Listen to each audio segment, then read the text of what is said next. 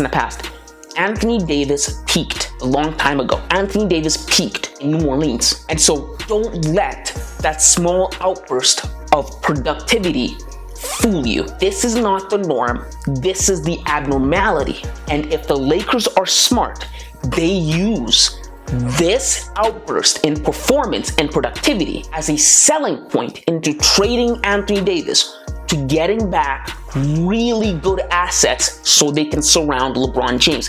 Assets that are going to be there actually play the games, because that has been one of the things that has stifled the Lakers and has stifled Anthony Davis. The fact that Anthony Davis never actually plays. Anthony Davis isn't actually there for the crucial moments. And this outburst of performance isn't something that's new. It's happened before, in which Anthony Davis performs really well, then he breaks something. He breaks either his foot, his knee, his back.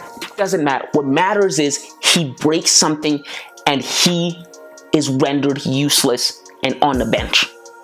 And he leaves LeBron James to carry the Lakers in his old late 30s age. Something that just shouldn't be happening. Something the Lakers thought wasn't going to be happening when they originally traded for Anthony Davis.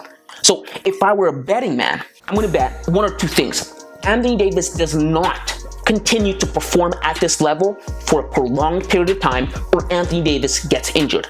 Anthony Davis cannot perform like this for a long period of time because his body normally doesn't let him do that. It's just not in him. That's just not how his body works.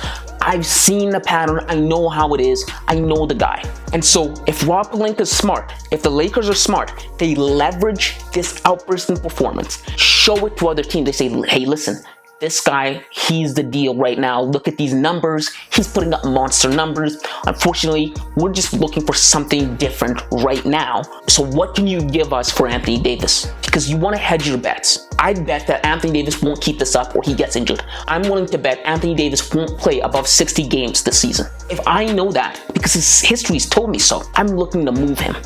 Right? I use this to my advantage. I also get rid of Russell Westbrook. Don't think Russell Westbrook is off the hook. The goal for the Lakers should be to build the best team around LeBron James. Russell Westbrook doesn't fit with LeBron James, and Anthony Davis isn't there for LeBron James. There are a number of teams in the Eastern Conference that would be willing to give up assets, real good assets, for Anthony Davis. You use those assets, you could either flip them right away. For example, if they trade Anthony Davis away for draft picks, they don't have to keep the draft picks. They could use them before the trade deadline to get somebody else. That way, you get rid of a guy who's been more of a cheerleader than a player. They nicknamed Anthony Davis street clothes for a reason. But if the Lakers don't trade away Anthony Davis, if they don't trade away Russell Westbrook, something's gonna have to give. Either they're gonna need to make changes or someone's gonna need to get fired. Particularly Rob Pelinka is gonna need to get fired, because I can't think of a team that could be as bad as the Lakers have been for the last 2 years without the GM getting booted. Last year, they went through that experiment with Russell Westbrook. They understood Russell Westbrook wasn't the answer to the Lakers' problem. But what did Rob Pelinka do? He doubled down with Russell Westbrook. Didn't trade him. He doubled down with Russell Westbrook for another second year.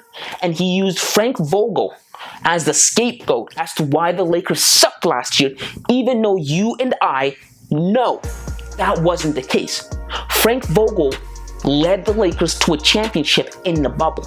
Frank Vogel didn't all of a sudden forget how to coach 2 years later. And it wasn't Frank Vogel's fault, evident by the fact that the Lakers are still trash even with him gone. So it wasn't Frank Vogel. Something about that roster needs to change, and either Rob Pelinka is competent enough to make the changes or you fire him. Anthony Davis could be one of the changes that he needs to make, because the last 2 years have been some of LeBron's most precious years, and they've been stolen from him. They've been stolen from him, and they've been stolen from us as NBA fans. We used to be so spoiled. We used to watch LeBron play in the finals for 8 years.